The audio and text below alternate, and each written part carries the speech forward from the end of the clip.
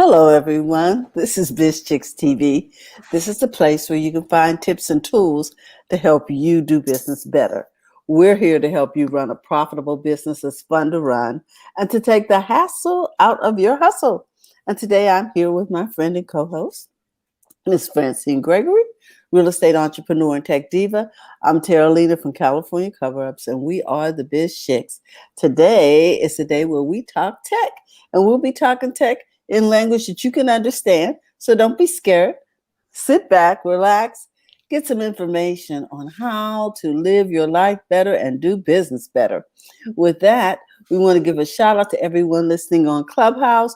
For all of you guys who are going to be watching on the replay, we just say thank you for your attention, and we're going to get this party started. How you doing today, Fran?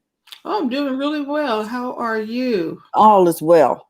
Yay. Okay. Today is Tech Friday, so we deal with tech stuff.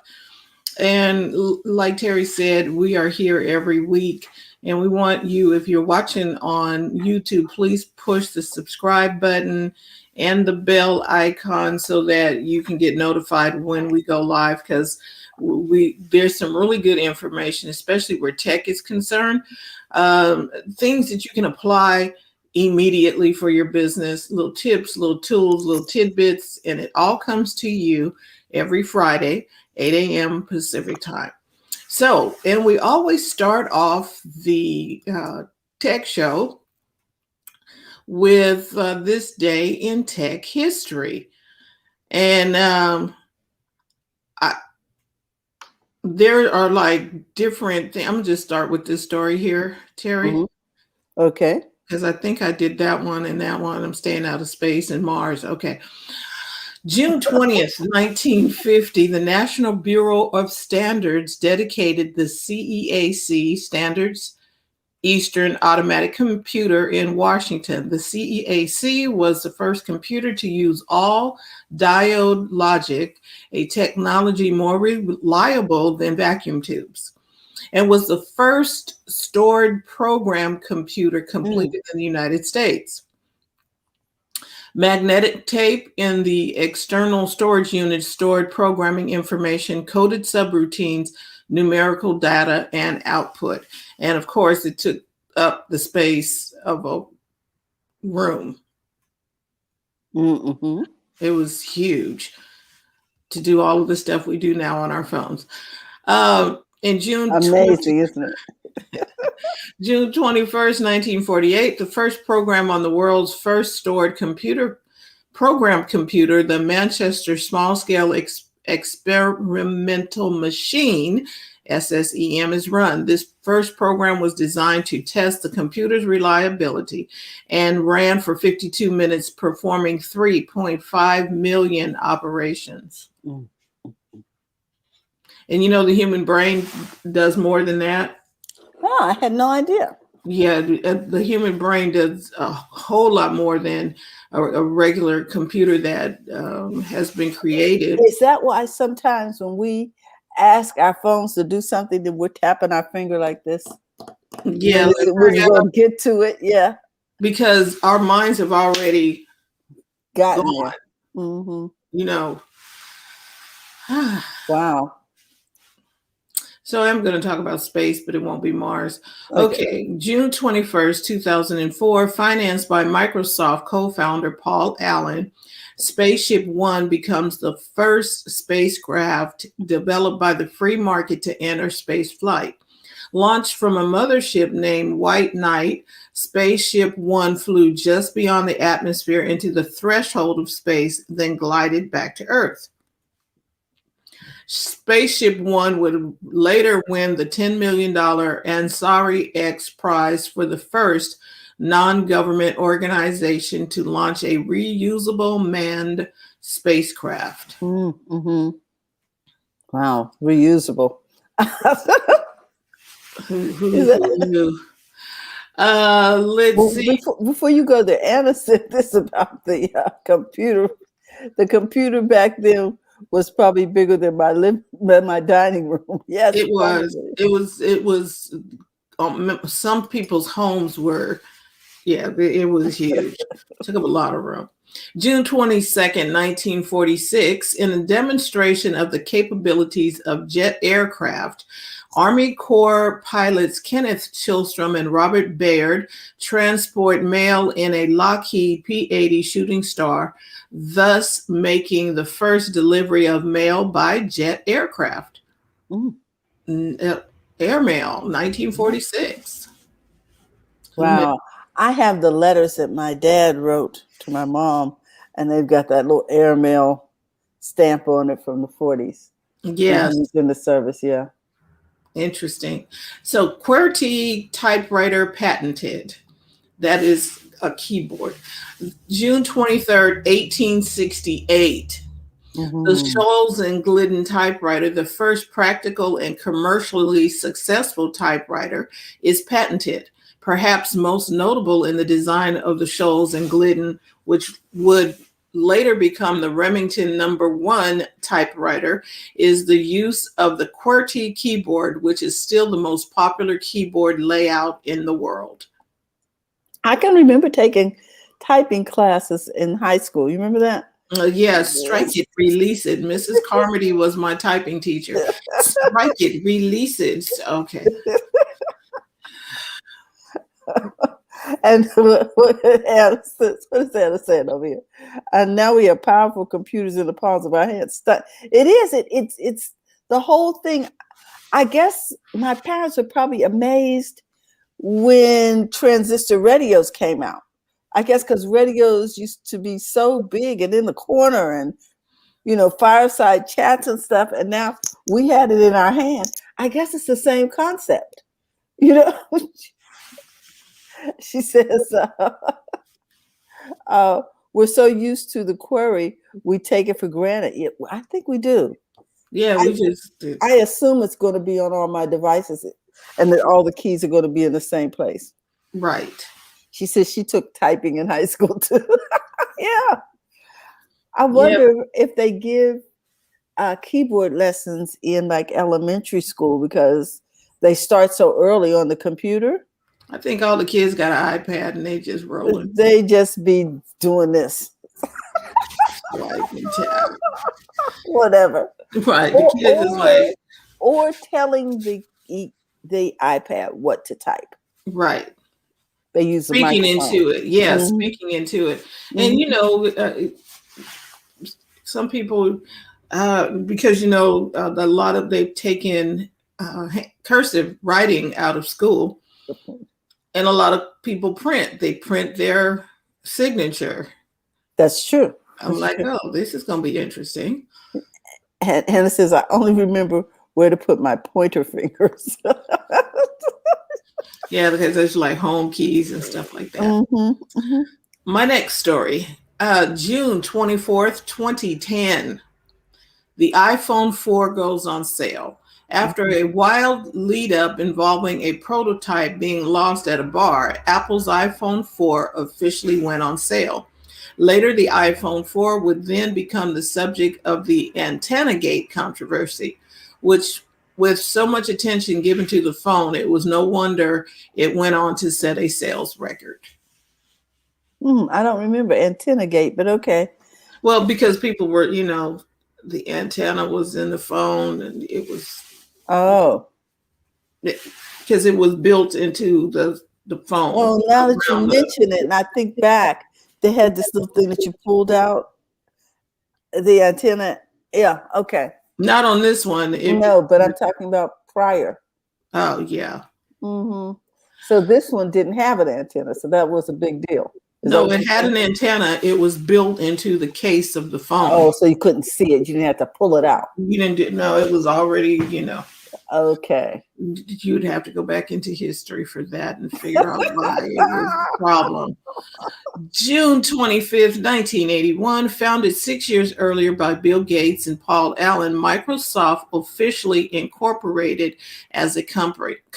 That was 1981. Man.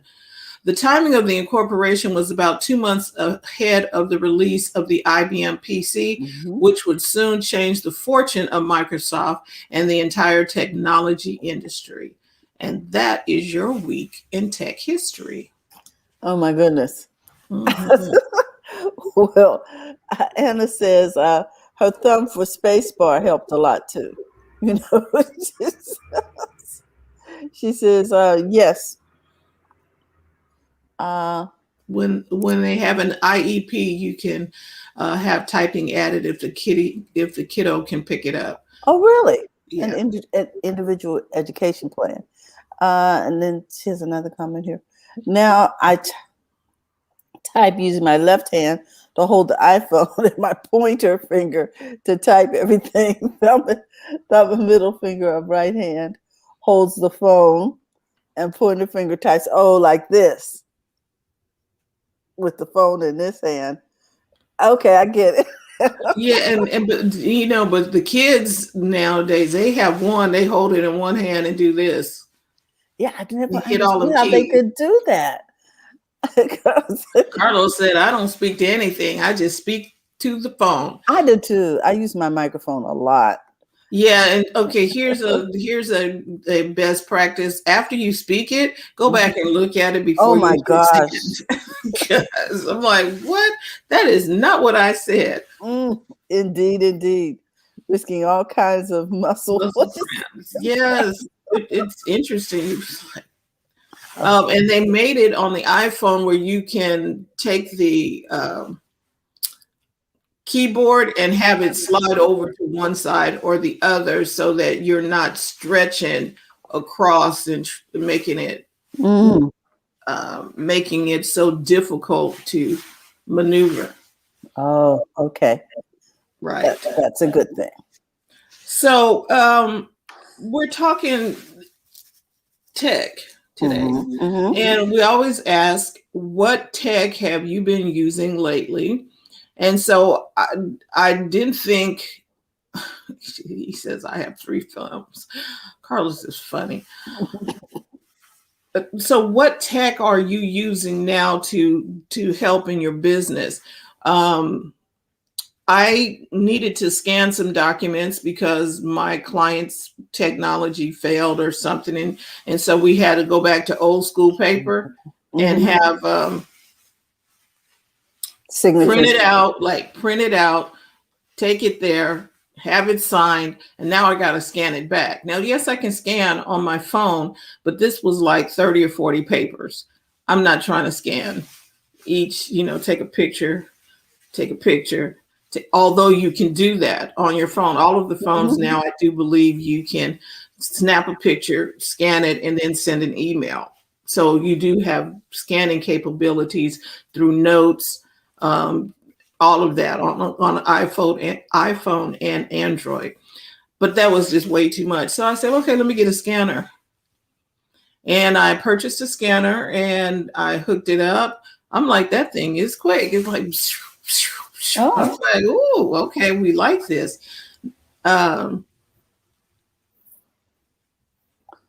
Yes, Carlos said, I use my iPad and iPhone. I handwrite and sign with my iPad. Yep, never use paper, even at the bank I work for.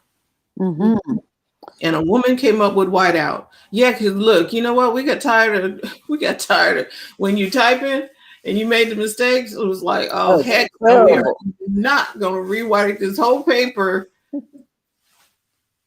She got a little white paint. We are done with that. Yes. And that's how inventions come to pass, is when you got to fix something. It's like, anybody trying to do that all. It would take you a week trying to type a letter if you didn't, Indeed. So that was the tech that I learned about this week that I actually used, and it helped me, which was the scanner. And it's a little skinny thing, so I can take it with me if I need to. Oh, nice.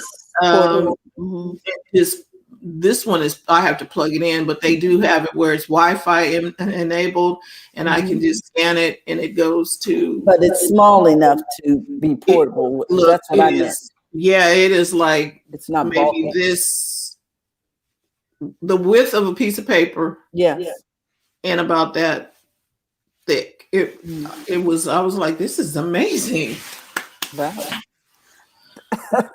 That's a Because winner. right, because I have a printer, but a printer scanner all in one type thing. But Mhm. again, the scanner you can only lift up, put it on, Is mine the is the page. same. I was like, Yeah. that's not cool. I need these papers to go. And here's the thing: I can now scan receipts, Mm, and nice. you can scan business cards and things too. And I got a question: do you all have a digital business card? Mm. It's easy as taking your business card with all your contact information. I recently was getting some cards done, and I could put a QR code with all my contact information. So if I give somebody the card, all they gotta do is scan it, and it gives them my name, phone number, my email address, my work address. Everything is on there on the QR code. They just Nice. snap the code, and now and then they can add that into their contacts. I was like, oh, Oh, that's interesting. that is good. It's very good. Or you can have a QR code that has your Hmm. website. And I was like, oh, so they just scan, and the QR code, you tap it and it takes you to wherever you want it to go. Or you can have it can call you. That was the other thing. If Oh, QR code, you snap the QR code, and you like to complete this call, and you can dial the call without inputting the numbers. that is good. So over in Clubhouse, we got Akila and Terry. I just want to give a shout out to you all. Hey, So, ladies. yeah, so I was like, oh, so think about getting a digital business card. Mm. Um, Anything that you use for paper, you know what I mean? You don't have to physically give people paper anymore if you don't want to. So, where do you get the digital business card? Do you just build it and then QR code it and make it happen? Okay, so here's what I will tell you. Hmm. Oh, Anna said Carlos used a QR code to bring people to the live stream one day, and that was fun. Yeah, see, Canva is cool. Canva is you go over there and make a business card, and there are different places on the web that you can get um, That a you can QR create code. a QR code. Hmm. Yeah, so the company I was using for because I was creating a physical business card, it had on there, do you want to do a contact info? Do you want to do a phone number, or do you want to do a website or whatever? And they gave me those options. I just Hmm. filled in all the details, and they created a QR code for me. I was like, oh, I have not purchased the card, but I was able to save the QR code. So now I can use that QR code Oh, on okay. anything. I was like, this is genius. And if you don't know what a QR code is, it is something that you can scan. It's like a barcode, but it's not bars. You can now scan, and it'll take you. It's what you go to at the restaurant right now. Hmm. The restaurant is all telling you, here, scan for your menu, and you're like, okay, gosh. Anna is over in Clubhouse now. Thank you, Anna. Hmm. Also, uh, the when you scan a code on an Android, okay, there's different things. On an Apple device, all you do is pull out your phone and aim it at the Yes. QR code, and a little thing will pop up at the top saying, Open. click here to go to whatever the link was. On the Android device, a lot of people were saying you have to download the QR code reader. You Mm. do not. Go to the Google app. Hey, Yolanda, go to the Google app on the Android phone. Hmm. After you go to the Google app, you'll see where there's a microphone and then there's a camera. So if you tap on the camera and give your camera permission to access your photos or whatever, click on that, and then you can now scan a QR code with your Android device. Camera. Uh-huh. Right. Instead of downloading a QR reader. You don't have to do that. It is in there. It's just another couple of Right. steps. Mm-hmm. But QR codes are becoming the thing right now. I've seen them on the basketball games. I've seen them here, scan to win or scan to do something. It's on the news every day. Scan this QR code to find out where such and such is happening, and to win this and that. Mm-hmm. I watched, NBA basketball, but it's never on there long enough for me. By the time you get the phone out, the thing is, I was like, okay, whatever. You got to be sitting there with the phone already ready to go. Mm-hmm. The other thing I found too, Anna says she's back. It's great to have these choices. It is. It really Thank is. you, Anna. The other thing I want you to be mindful of with a QR code is that, I noticed that on my TV, when some people, when they put the QR code up, is part of it's in the lower third.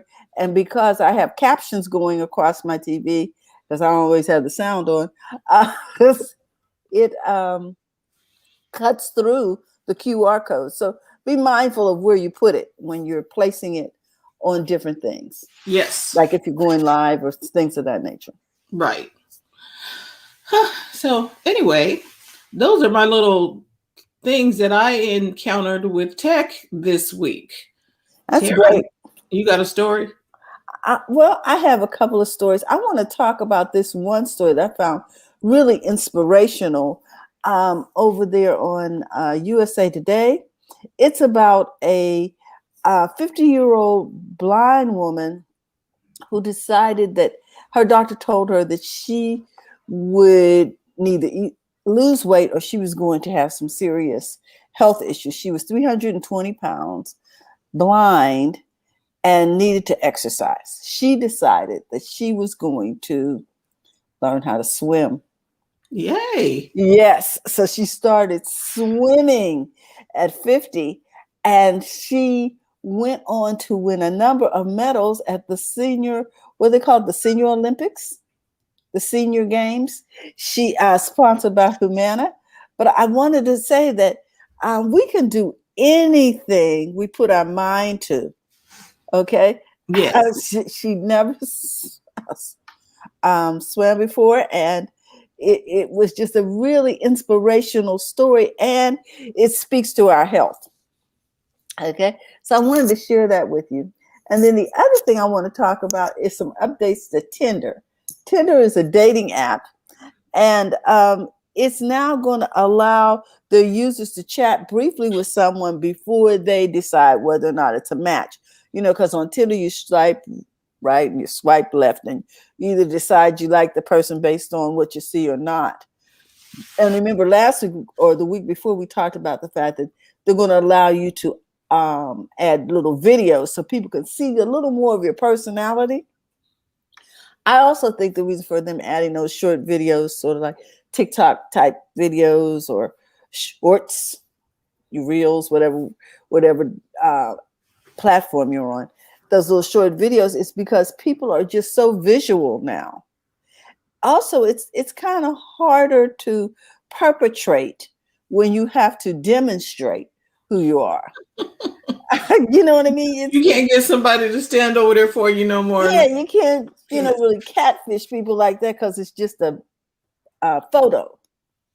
And also, it sort of shows people showing different types of emotions. People smiling, doing something they love to do. Also, oh, I do that too. So maybe, that would be good. We could do that together. I play chess or I run or I, whatever it is, jump, turn around, whatever it is. So let me read a little bit from this article from USA Today. It says Tinder will roll out an update Tuesday, introducing several big features, including the opportunity to chat with potential singles before making a match. The feature called Hot Takes, not hot cakes, hot tea takes, TAKES, is described as a social experience. The first time Tinder users are able to chat with each other before they match. A timer. Look, they're putting you on a timer. In other words, you're not going to be doing this all day now. Okay. If it's that serious, you need to figure out how to call each other. A timer during the session will tick down, allowing users to choose whether it expires and moves on or complete a match. Um, so you got, don't want to talk a little longer or is this a match? You got options here. Also coming to Tinder, the option to add videos to their profiles and an explore tab where users can find people based on shared interests. But I think that's a good thing. Okay, as opposed to just visual stuff going on. Both the hot takes and videos are available Tuesday, while the Explorer tab will launch later this summer. Tinder's CEO cites the emergence of Gen Z on the dating scene as a reason for the fresh updates. A new generation of daters is asking for more from us in the post-COVID world. I guess everybody's been online so much. There's been so much video. They're saying, hey, we like it. Let's do it. More ways to show off their authentic selves, more ways to have fun and interact with others virtually, and more control over who you meet on Tinder and how they communicate. So in addition to videos on profiles,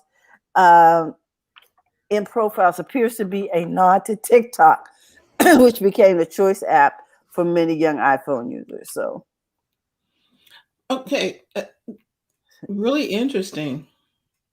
Dating is different now in 2021.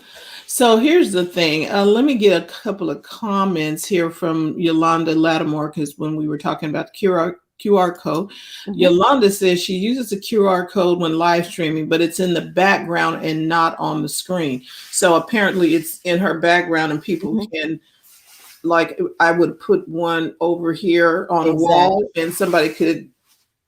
Yes, I have them on my postcards for my business, and it goes to a video for the product, and it goes to my information. Right.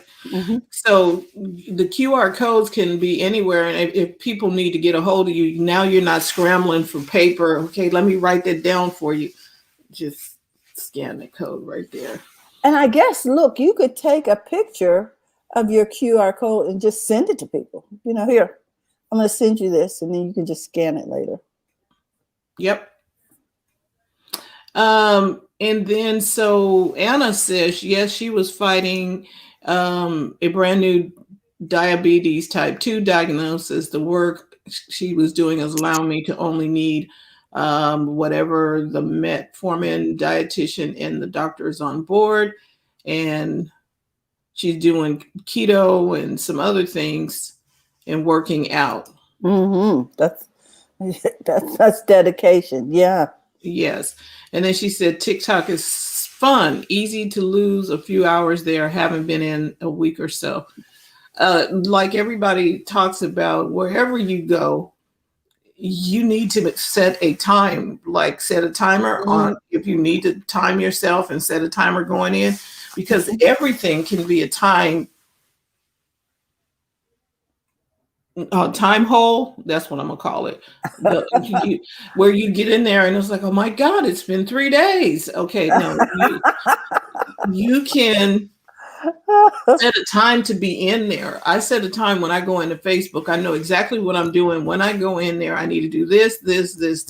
I need to go in here and check on check messages or what have you. Go in with a purpose and not just go in just to be la la la, tiptoeing through the tulips. Oh, let's see what's over there.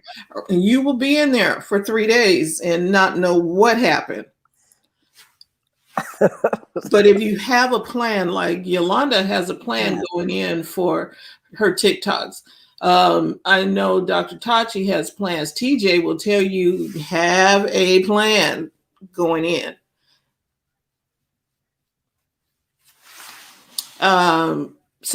And yes, Anna, working out while you are listening to music while you work out. I understand on Spotify you can share your playlists.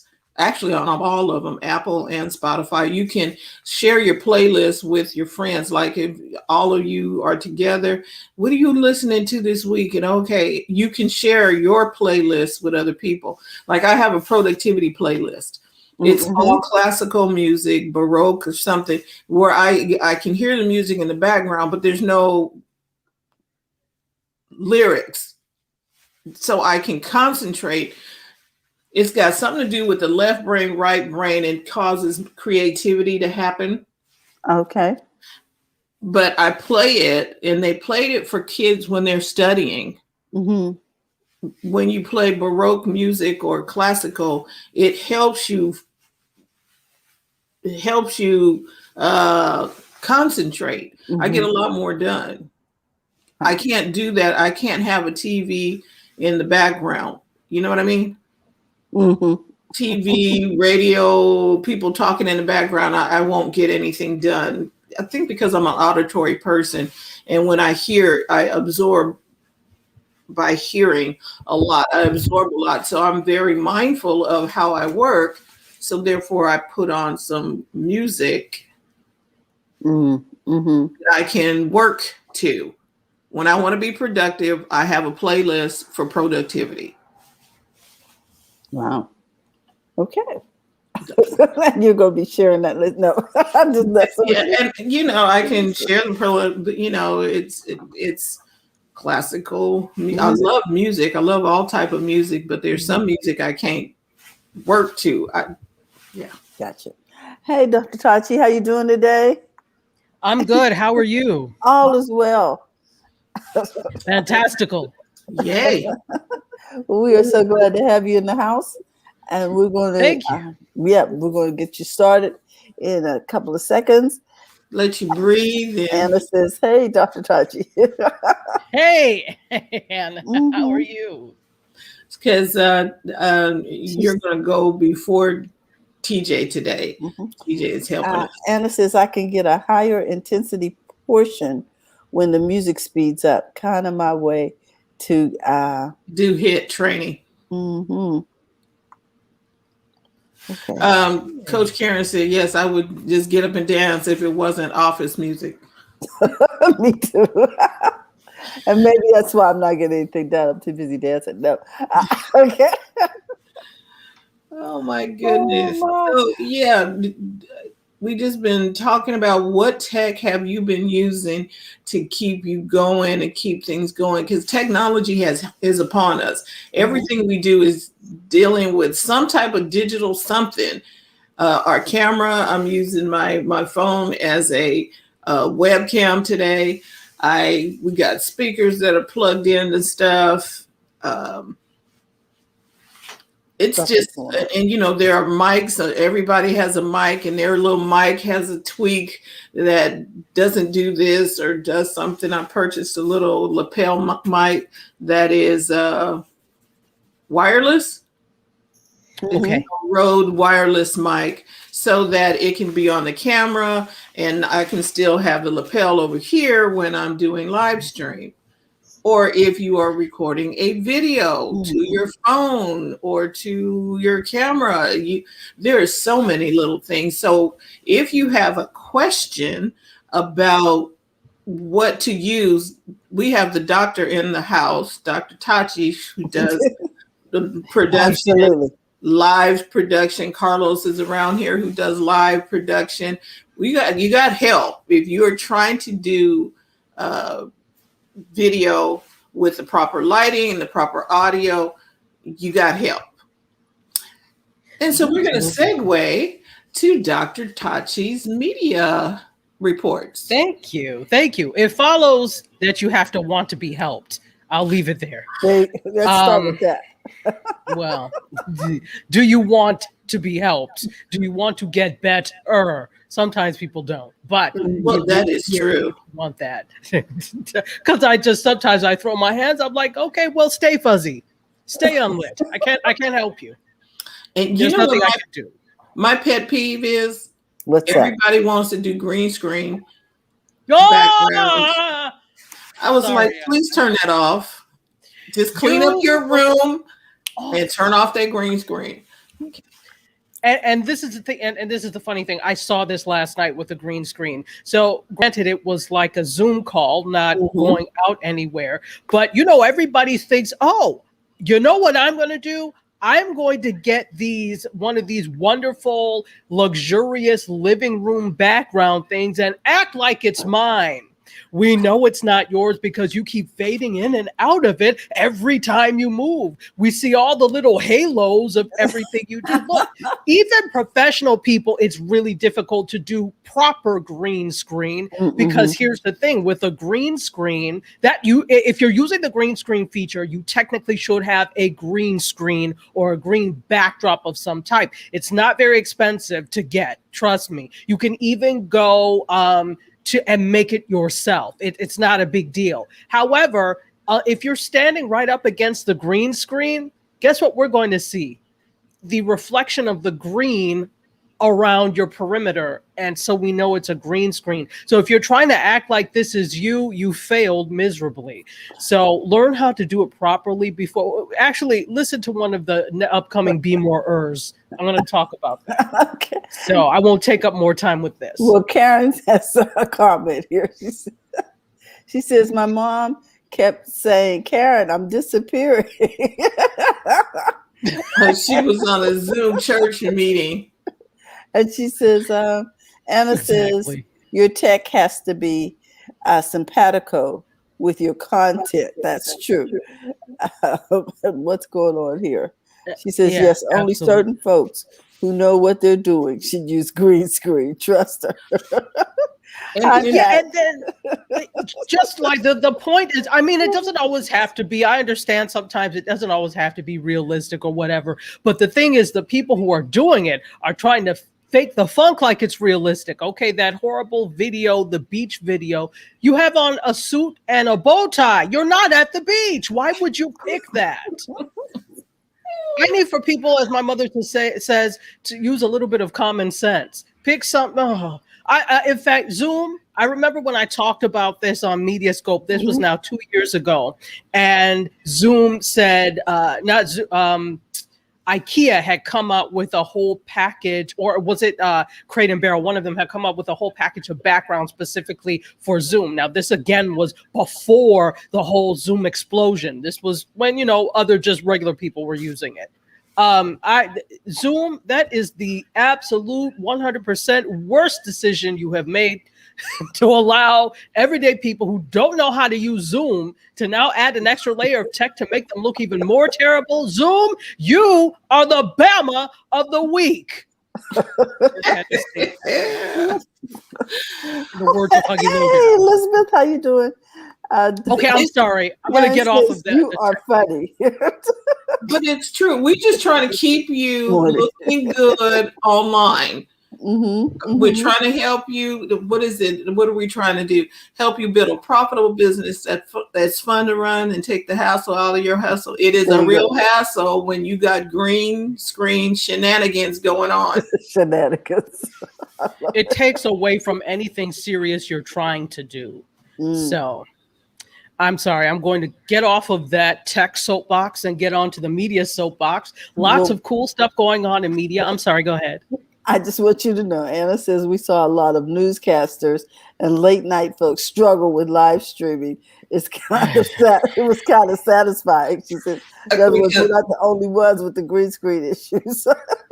No, because they don't know, and this is related to media. Here's the thing. Because of the pandemic, there were so many people who now had to broadcast remotely, particularly when, I don't know if you know, but all of these studios, these newsrooms and stuff, they're union. And so they had to go by SAG-AFTRA union rules for who can be where, what are the parameters. And for a long time, it could be a very bare bones skeletal staff doing production there. And so the best thing was to have these people do it from home. Number one, so many of them were not, in tech-wise, were not used to the parameters of live streaming and what they needed to do to make it good. So they're learning on the fly. Number two, half of the I'm going to say even more. Let's say 75% of the talent you see on TV has no clue what to do if they have to broadcast from home and do it for themselves. None. That's why it looks so terrible. They had no clue. And really, I think a lot of them are secretly happy and hoping that it's going to go back to somewhat normal so they don't have to do it. So then what happens when, but what happens when something happens again? Learn your craft entirely. Okay, I'm done. I'm on a roll today. I'm sorry. I'm feeling you, because with these variants, we don't know if we're going to have another interesting winter. So, at any rate, what's happening in media, Doc? Okay, so besides the terrible live streaming that's happening in media, we do have a couple, I don't know if you all know this, because this was like kind of from like my era in the 80s. Pee-wee's Playhouse. I used to watch that on Saturday mornings because it was just so bright and colorful and silly. So John Paragon, who played the genie, just the floating head on Pee-wee's Playhouse, passed away, and he was only 66. So ironically, he knew Pee-wee, Paul Rubens, who plays Pee-wee, knew him before because they were both part of that groundbreaking Los Angeles improv group, the Groundlings. And so, yeah, they knew each other. You all are West Coast, so you know the Groundlings. And I was actually so proud because I had a student of mine who got accepted into like an internship program at the Groundlings. I was like, you've made it now. Don't forget about me.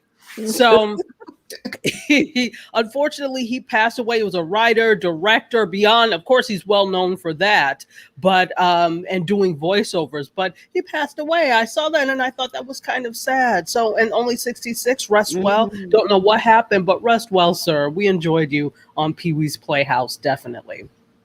All right, now a little bit more into the entertainment and media world. Kenya Barris. Now, you'll know Kenya Barris from such shows as the Ish trilogy, Blackish, Mixed-ish, Grownish, right?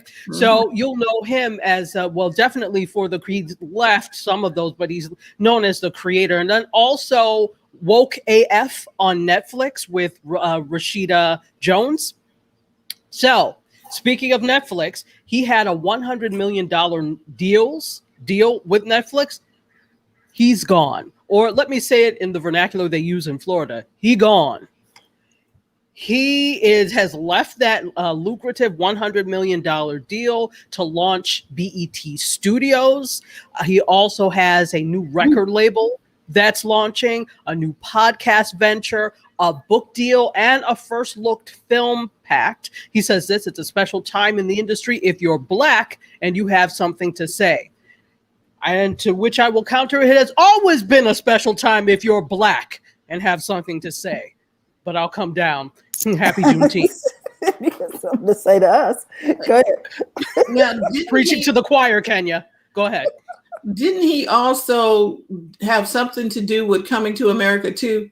He did. He was one of the 3 writers on Coming to America 2, to which I say, did you all think that one through? So the 2 original writers, I cannot remember their names, came back for Coming to America, the sequel, and they brought Kenya Barris on board.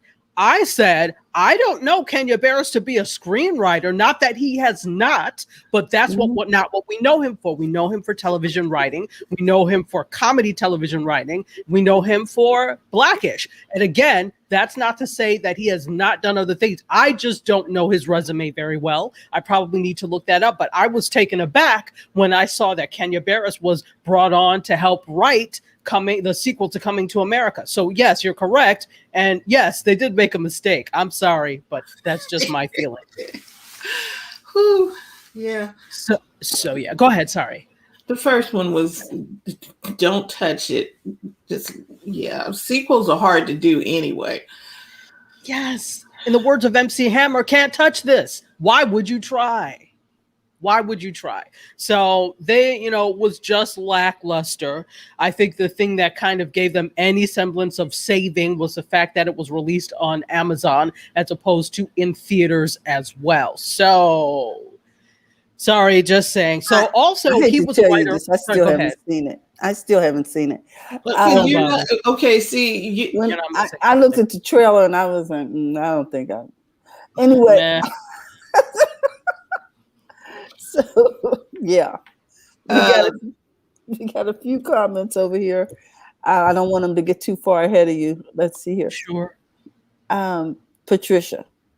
Pat said something about Hey. William Marshall, the star of Blackula, played King of Cartoons on Pee Wee's Playhouse. I didn't know that. Hmm? Wow. Yeah, and Anna says, "Oh, BET and a book deal, nice." And she says, "Coming to America too certainly had quite the stellar cast and costumes." Yeah, well, I didn't get to see all of that. I'm sorry.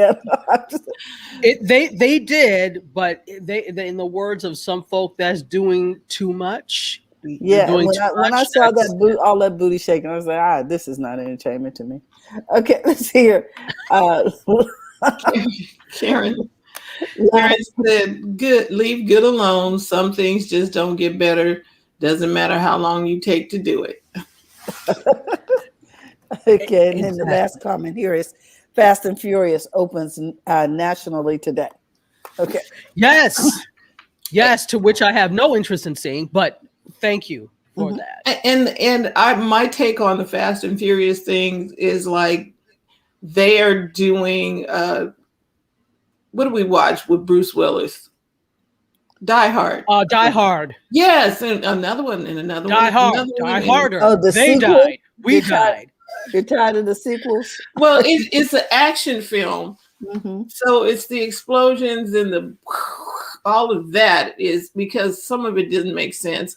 And somebody pointed out in one of the Fast and Furious when they drive in cars in Dubai from building to building, I was like, really? Okay. See, but you can't. What's the problem? The problem is they're trying to Star Wars this thing, and you can't. There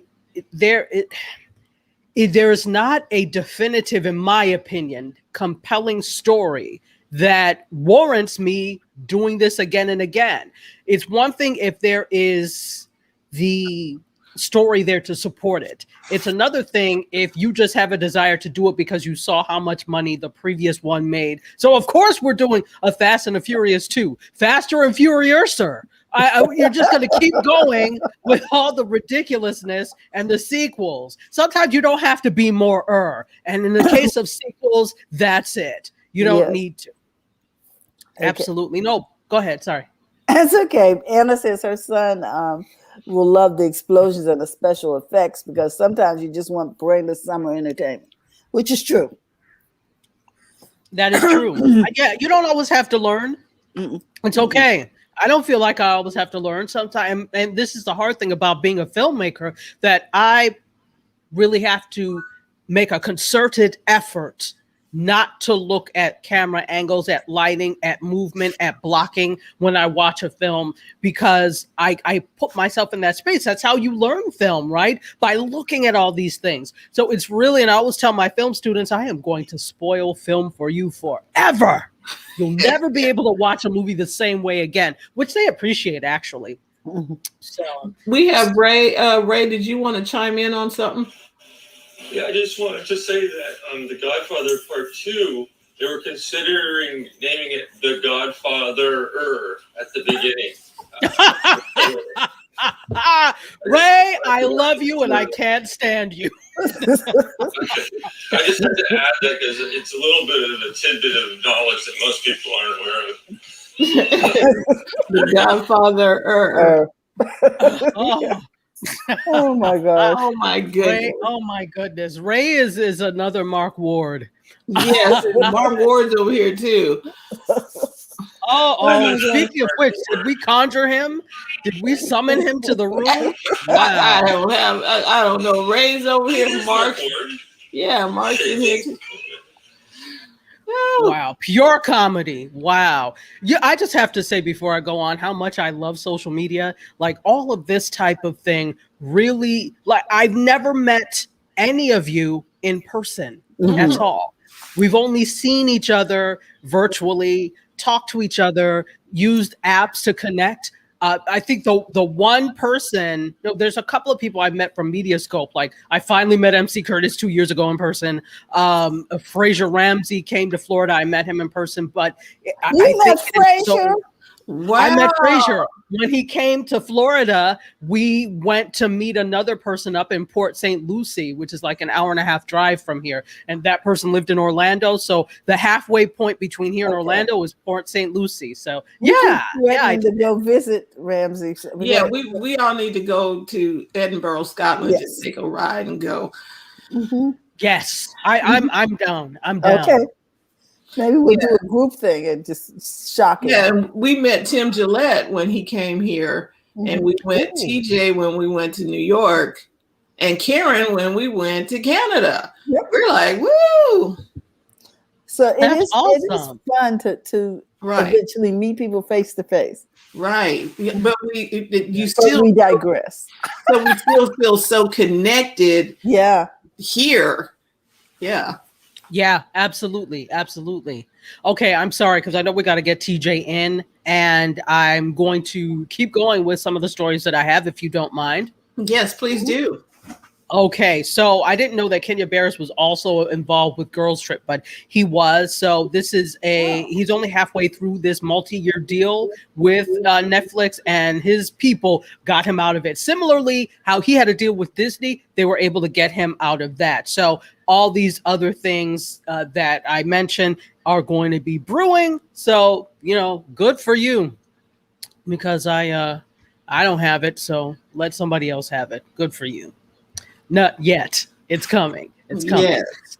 All right. And speaking of Netflix, they have given a 2-season order to a dating show called Sexy Beasts.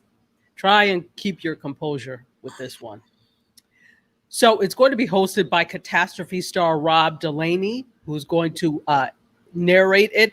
And so produced by All 3 Media, and it's All 3 Media backed Lion TV. They've signed on for 2 seasons of this hideous. No, I don't know that it's hideous, but this show. It's a reality show, and this is what happens.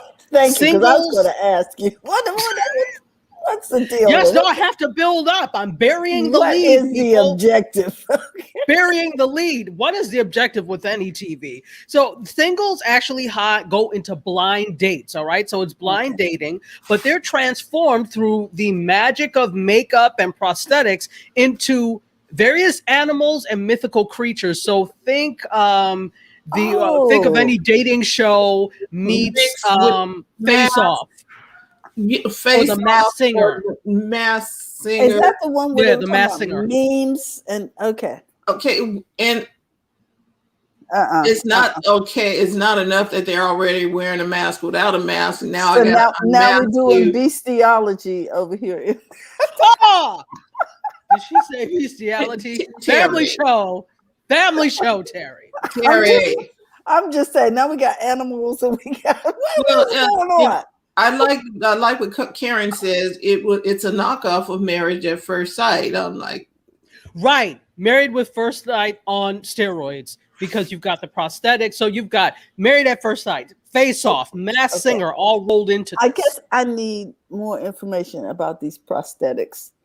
I don't know if it's available. I don't. Okay, go ahead, Dr. It turns them into these various animals. So, for example, there's a raccoon here. Let me share really quickly on. Do you mind? Yeah, no, at all. Please help us out, because I think I saw this over on USA. You probably did. Someone with a mask on or something. Go ahead. Yes. Hold on. Was that the show they were referring to? Probably. I don't know what you saw. That's true. Let's see. Hold on. These people are out of control. Tab. Okay. Hold on. I have to have the right Chrome tab. Mm-hmm. Yeah, this is interesting. It couldn't just be like the dating game back in the day with running out of stuff to do. What is it?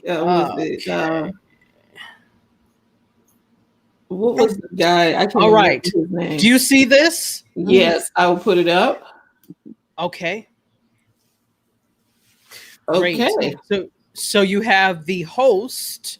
Okay. Who is Rob Delaney? I take it that's the guy without the mask. No. I think this is Rob Delaney, the host, and this guy because they're not revealing who these people are, right? So the point of this game, which it is to see if you can connect with people and make a connection based off of personality without all the looks involved. So you can look like it's. What is this? A raccoon? A werewolf? I don't know what it is. Okay. They done made up something. Go Is ahead. anybody familiar with Furbies, where people dress up Yes. like? This is what this is sounding like. Yeah, it does. It's where people have this fetish where they dress up like furry animals. So you can see. Yes, you can see some more of cockatiels, cockatoos, mice, rats. Or mice, whatever it is, but they don't look nice. They look terrible. That is not okay. cute. I say this is not gonna last long. I think people will look out of curiosity, and then like with the trailer, they'll be like, I don't think so. Okay. No, exactly. So, but that is happening. Okay. It actually, go ahead. Ray is commenting. What happens? I'm sorry. What happens if you get your beaver or whatever animal it is, and then you get it home and the mask comes off and it's just butt ugly? What do you do? I mean, can you? It's the same, exactly. Opt out? Oh, you already okay. Anyway, Well, the point is you've already formed a connection with this person, so the looks at that point are not supposed to matter. Okay, look. The chat is blowing up over here. Okay, go ahead.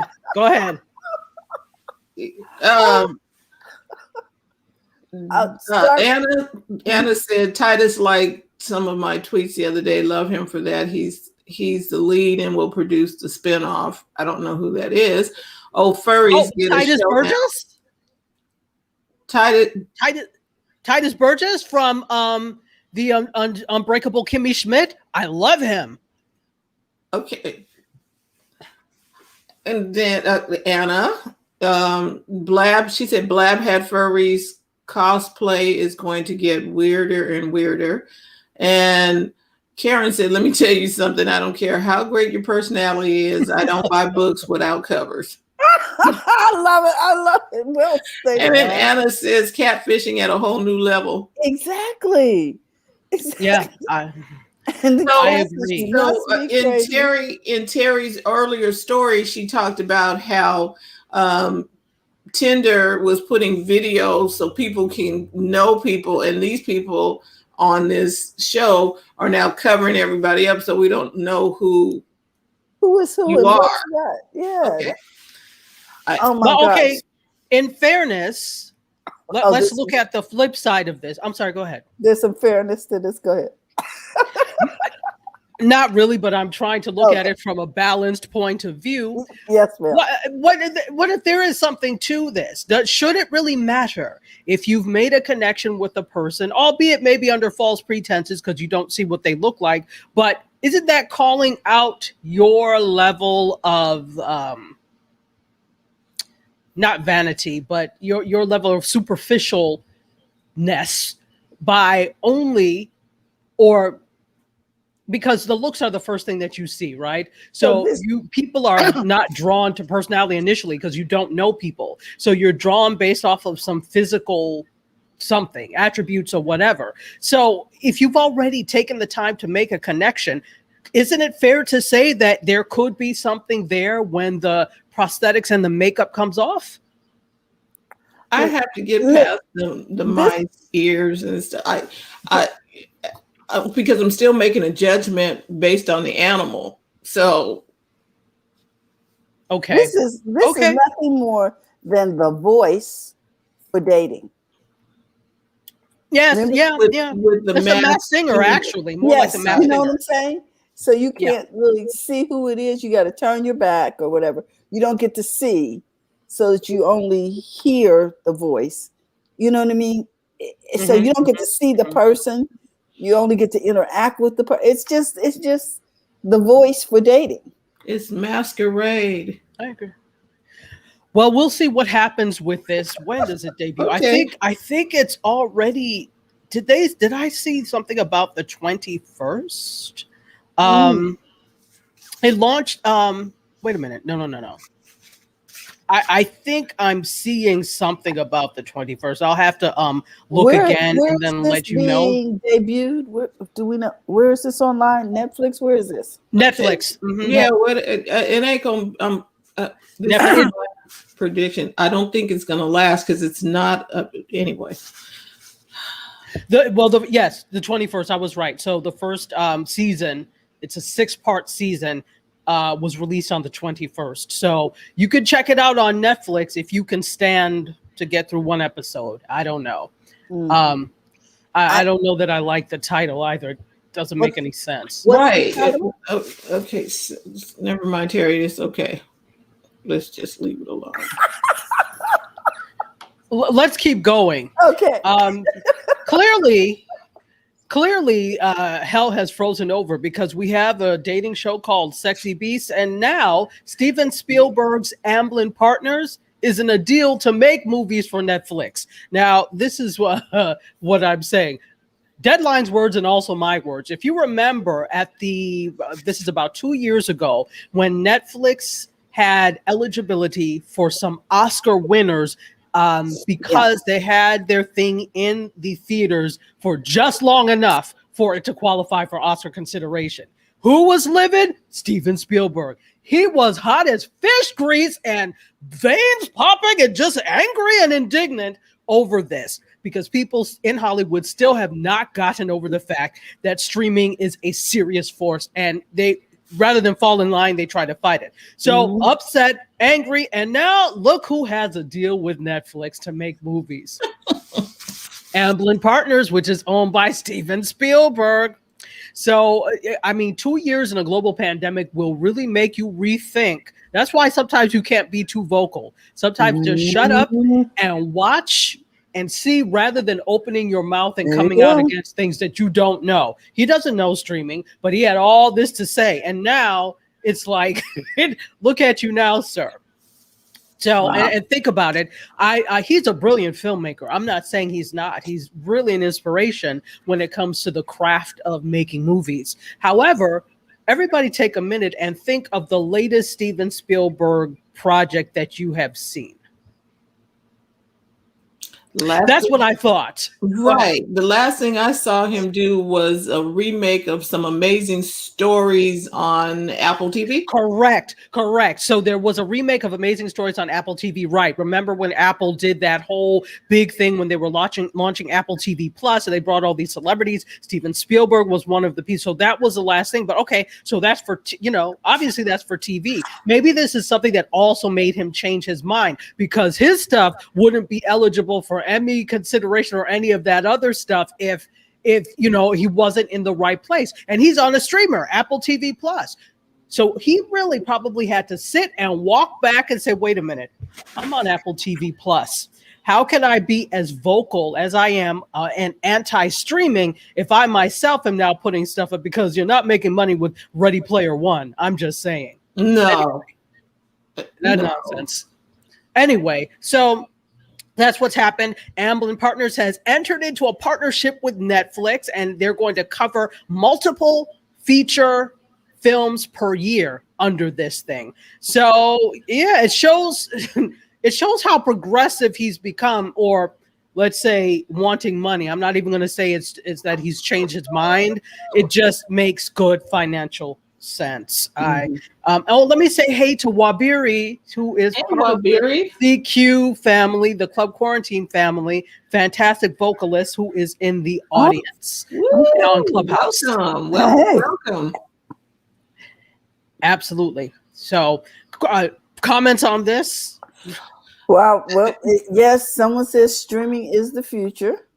Well, streaming is now, man. It's not good. Let's say this: it's not going away. Okay, because the people who are watching it, everybody is watching stuff on their phone. We're not. I know we have a TV, but ask me how much time I actually turn my TV on to watch. I can put my phone on and listen to it while I'm writing. You understand what I'm saying? I can stream to my phone too. Here we I'm go. like, Anna says about Spielberg. She says Spielberg is genius, yet he has to be relevant to continue. Yes. Fascinating time in entertainment distribution. To be able to watch large companies making mistakes in real time. And you know, it's just like any other transition. Agriculture to industry, industry to you know, the internet. It's yeah, people gonna make mistakes. And we are in the live stream world now. This is what it is, and people want it when they want it, not when you want to dish it up. You can't rest on your laurels in this game. I mean, that's why even streamers and OGs in the streaming game like Netflix, okay, Stranger Things is going to end eventually. You can't say, oh, 3 years ago we had Stranger Things and we were on top, but you're not now. And that's what a lot of these legacy media rest on legacy. I don't care how many rooms you have, how many theaters you have named after you. When I was at New York Film Academy, we had a Spielberg room. All of the rooms in the school were named after notable directors, although they didn't have any women, and of course, and they had one black person. You know, I raised hell about that, but they're like, oh, well, oh, shut up. Anyway, still love you, New York Film Academy. Anyway, yes, just you mentioned about Stranger Things, and they too went. Okay, 1 and 2 were good. 3 was like, what the heck is this? I don't know what 4 is going to do. How many times are you going to resurrect that monster? Well, I've never even watched Stranger Things, so I have no clue what you're I have talking no about. I had clue no either. desire to watch Stranger Things. Now, Stranger Things, I'm telling you, number 1 was good. It was really, really good. Number 2 was good because it was really good. Okay, then they got weird with 3. I don't know what 4 is going to bring. This needs to be the last season. Although one of the things that I'm sorry, go ahead. No, I was going to put this last comment up. Yes, said, you're right. We're on the vanguard, coming with the pioneers, and now watching the world catch up is amazing. And she says it's nice to see the YouTube on my TV. Pleasant, nice to be able to set my stuff down. Yeah. Go ahead, ladies.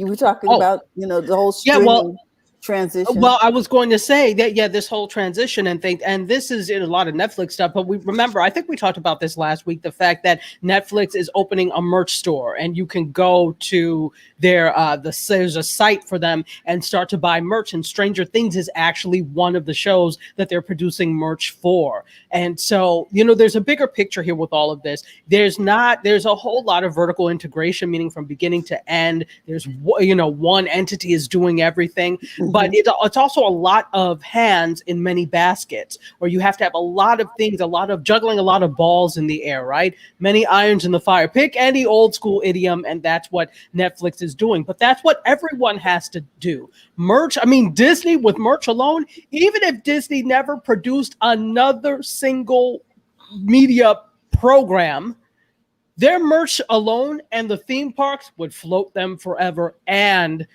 probably a smaller developing nation. Right. So now I think what they did with Stranger Things is because Stranger Things was so popular, and so all of their others, not all of, let me stop being general. A lot of the other content that they had was pulled away and went back to the parent company's streaming service. So now they got slim pickings over there on Netflix, and you're like, okay, I don't want to see that. Don't want to see that. They needed to get audience back. So they put Stranger Things. I think the actors are probably like, oh. But I think you all right? Yeah, I'm fine. Oh, I think the actors said, are we doing this again? Probably. You know, you have to love the gulliness of somebody whose, you know, camera goes haywire and they just keep going on the trajectory. That's it. Yes. But with this, and then to get on to the next one, with all of these things, Netflix was prepared for this. They knew that eventually that this wasn't going to last forever. Especially once they started winning awards and getting critical acclaim, and Netflix becoming a thing, Netflix and chill. Nobody says Hulu and chill. Nobody says Disney Plus and chill. It's Netflix and chill. It is a cultural phenomenon. And once these legacy legacy companies, legacy media companies started to notice that money was being made and that attention was being given. There was a following, their social media buzz. They wanted in on that, right? So that is when that's when Netflix noticed that other people were going to want in. That's when they really remember. I kept talking about that they put for $7 billion and then $8 billion for a total of like $15 billion in original programming. They did this purposely because they knew once other people started streaming, they were going to pull back all of the properties they owned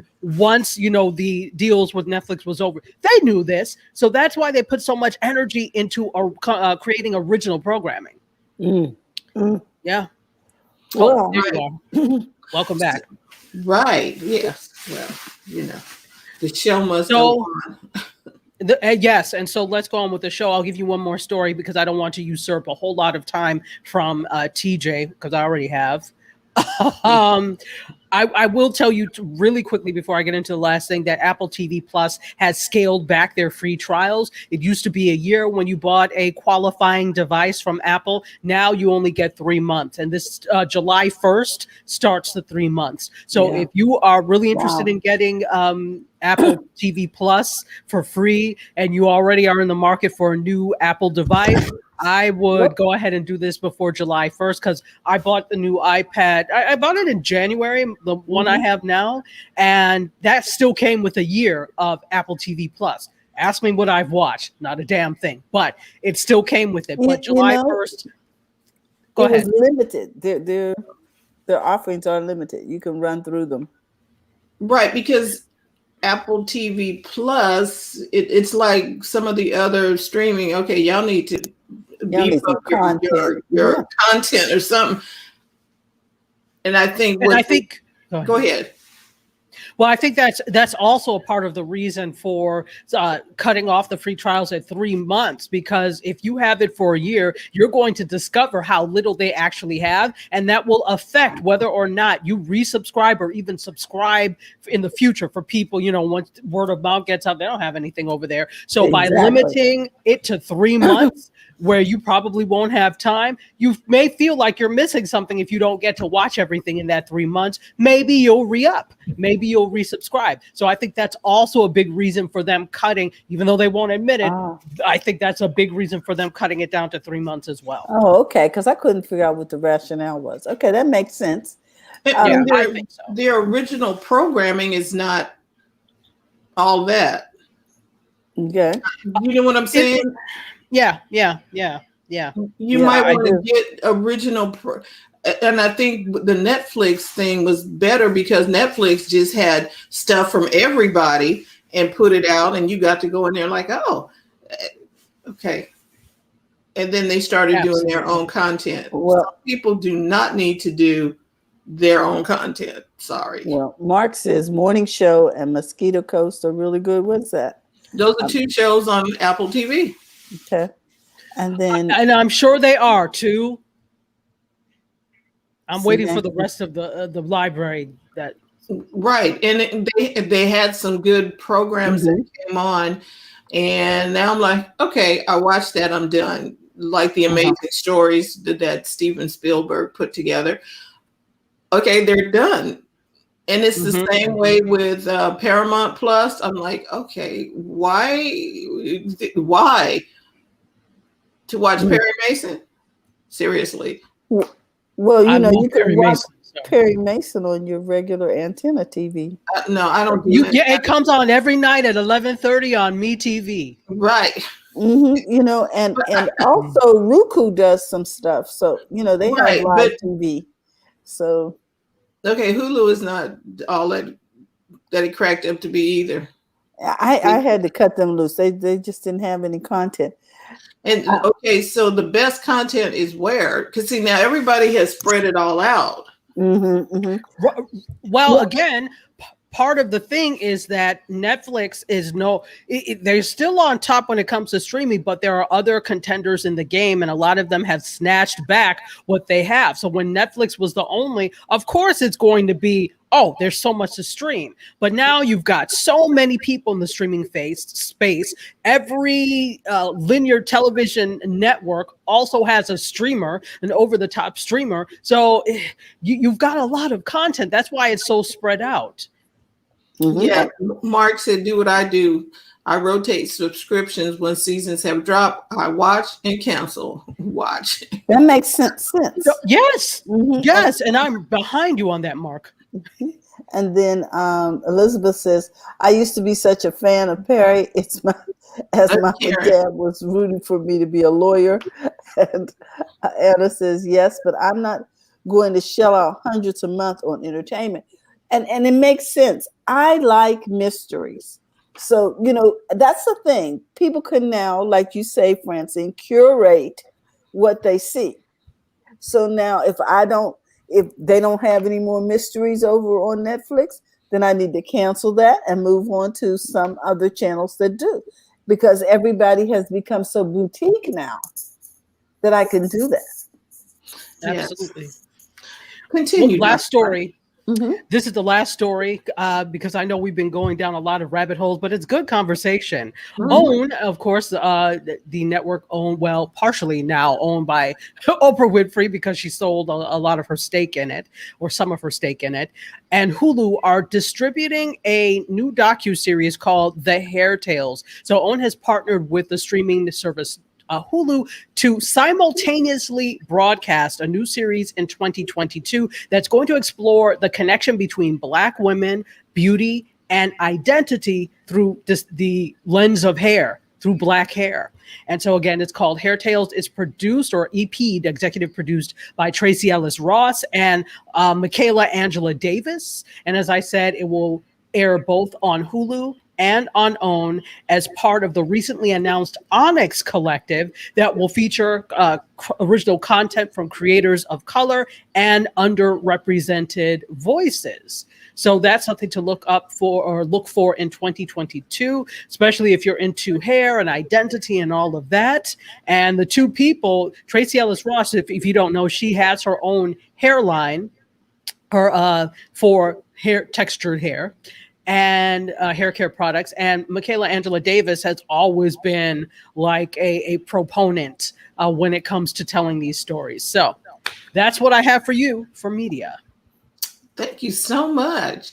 I'm going to hit the TJ. You're going to be up whenever you're ready. She's over in Clubhouse today.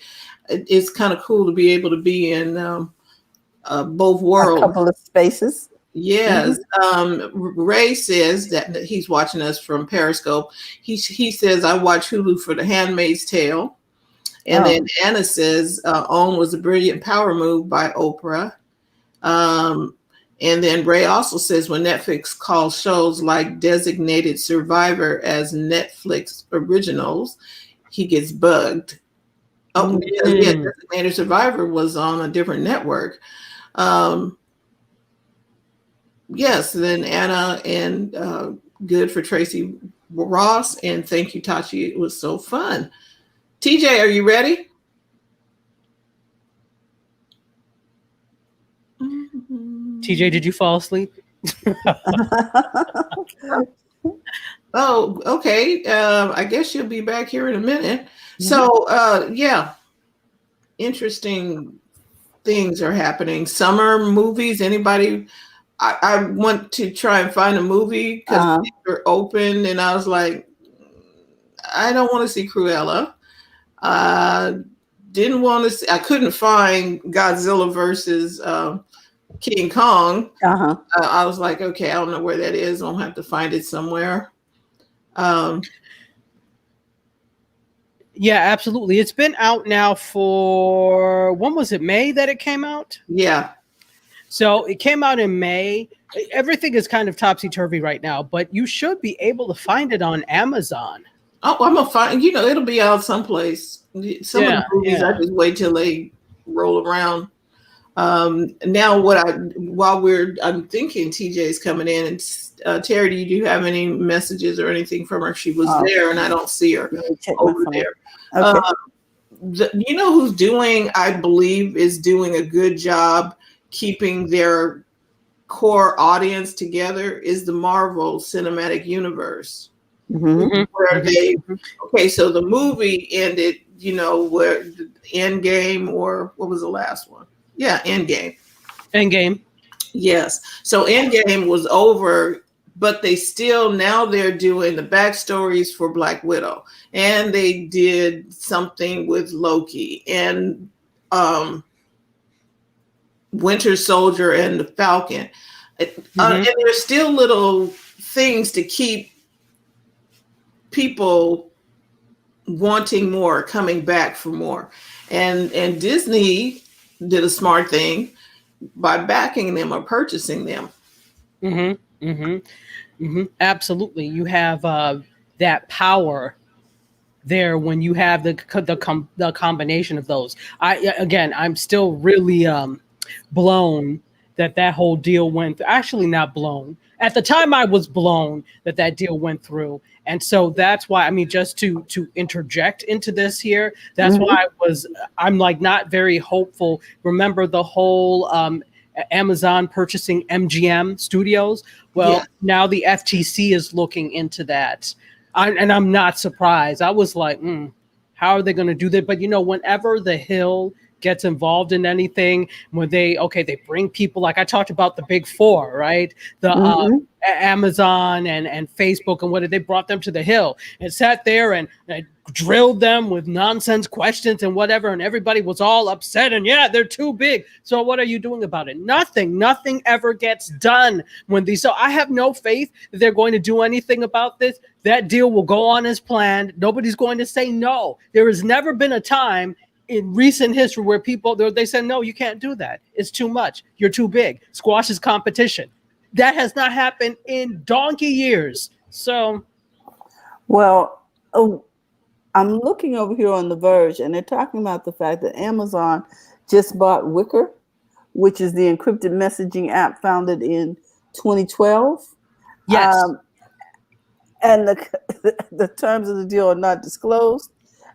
But we do know that here's more what you were talking about in terms of monopolizing things. The Wicker app, like secure messaging competitor Signal, has been popular with journalists and whistleblowers. It's also been a go-to for criminals.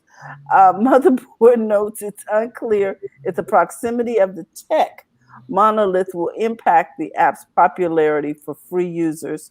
In Amazon's case, Smith indicates the acquisition was at least partially influenced by the need to preserve information security while working remotely. With the move to hybrid work and environments due in part to COVID, enterprises and governmental agencies have a growing desire to protect their communications. So we're going to take what criminals are using, and well, I mean, if you don't know what they're doing, well, you need to know what they're using in order to. Because I saw something on YouTube by chance where they set the criminals up by giving them a phone that had this high-tech encryption, blah, blah, blah, so that they can talk about whatever they was. And the feds were just sitting back, looks like taping and listening. They're just sitting back and letting them talk and do whatever. Yeah. Oh, and then went in. I don't know. I can't with them. Okay, so this anyway, that Amazon web services will be offering Wicker services effective immediately. Current Wicker users shouldn't see significant changes for the time being, but they are now owned by Amazon. Yeah, Frank Banks says Amazon may have purchased that for internal corporate use. It could be. You never know what any of these things are going to be. Who would have thought that, Spotify, this already hinted at their direction by, again, purchasing Gimlet Media and purchasing Anchor. We knew that they were trying to get serious about social audio, right? And serious about podcasting. So we knew that was going to happen. But would we have thought that they would have launched a Clubhouse competitor this soon. I mean, I would have, but maybe people weren't thinking that way. So the big thing I always tell people is if you want to know what a company is going to do, number one, look at who they're hiring. On their job boards, they always say we're hiring for this and that. It's really out there plain to see, but usually unless you're looking for a job in that area, you may not see it. But if you're just interested to see what direction they're going in, look at the job boards, TechCrunch, etc., and see, go to those companies and see what they are hiring or who they're hiring. That lets you know the direction they're going in. Number two, look at their acquisitions. What smaller companies are they gobbling up? Who are they made partnerships with? That is a key clue into the direction that they're trying to go. So there are often clues to all these things. Wow. And I think Facebook launched their Clubhouse clone today. If I'm not mistaken. Good for them. Good for them. Okay, is it open for who's using it? Or listen, I'm just telling you. I don't even remember what the name is. I think it's audio rooms, audio. I don't know. I can't remember. That shows you how much I care. But I'm going to look and see because I didn't notice anything for the likes of me. Again, if it's not for me, it's interesting to know. But that shows me you don't want me to use it. I'm not important enough for you to roll it out to me. That's okay. I don't even know what. Okay, because they got Facebook audio rooms. Let's see here. Really? Yeah, live audios. We already had that. It was called Rooms. I'm just saying that, but Rooms had video. I guess you could turn the video off. I don't know. Look. Okay. Well, they had it. The Facebook what happened? is We lost JJ. Yes, she says she had to go, so she's probably handling a customer and whatever. And rule number 3 at BizChicks is do what makes you money. If you're in business, go take care of your business. And so, and we wish her well on her adventure today. So, it says Facebook Live audio rooms and podcasts launches in the U.S. So you got your live audio room, and you have, I guess I don't know if they're one and the same. It says and podcast live. But I think what they just did was because Green Room came out, where you have where you doing a pod, you can record it for the podcast, and you can do all of that. So now Facebook is doing their version. Well, they were doing that version when he was lurking over on Clubhouse to see, because remember when they were making such a big deal that, Zuckerberg was over here. He didn't come to be your friend, Witch. He came to see what he could take. And y'all letting him in the house. Okay. Sure did. Come on in. Whenever he comes somewhere, it is not just to say hello and to bring you a fruit cake. He came to see what he could take. That's why he came. Oh my goodness! But I mean, that's business. That's what happens, and that is Facebook's MO. That's what they do. They don't innovate; they imitate. And so, knowing that, that's on you to make sure your product stays stellar or whatever. Look, there's room in the space for everybody. There's room for everybody. So I could roll my eyes as hard as I like at Facebook doing this. But A, I already know that this is what they do. And B, just because one product exists does not mean there is not room in the space for other products of the same type. It's okay. Exactly. Live audio rooms. Is that what this is called? Facebook Live audio rooms and podcasts launched in the U.S. Facebook, alternative to Clubhouse, has started rolling out in the U.S. on some iOS users. It's called Live Audio Rooms and also comes with podcasts. Oh, so the podcast is extra. Both features are part of the, Facebook platform are limited to just select public figures and groups. So what do you do? Where do you go? Did you hear the last sentence? No. Both features are part of the Facebook platform for now, are limited to just select public figures and groups. If the Facebook group is public, anyone can drop in and listen, but private groups allow only members to join. Up to 50 speakers are supported, but the number of listeners is unlimited. So you only have 50 speakers on stage, I guess, at one time. Group monitors and admins can choose who can create a live audio room and who can join as a speaker. So I guess my question is, in your app on the phone, where do you go to push a button? Okay. That is, I was like, okay. Okay, where am I? I'm on Because you know what I mean? If it's there, apparently it's not available on desktop because I'm not seeing it. But no, I think I remember it's just for mobile, if I'm not mistaken right so now. It looks like, according to this picture that I'm looking at, it looks like it's on mobile and has the little circle around your profile picture. And I guess you tap that to listen to her. Okay. It says audio and video rooms. Let me see if I can bring this up. Right, and then I'm just trying to think, okay, so because we have a public group, that means we should be able to do this? I'm just curious. I mean, because that's what we're supposed to know. I'm like, okay, whatever.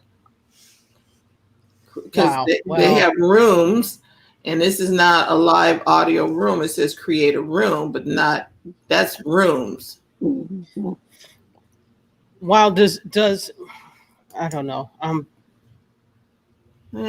have to play around with it a little more to see what's what, because I didn't notice anything when I looked at it this morning, but I need to look and see.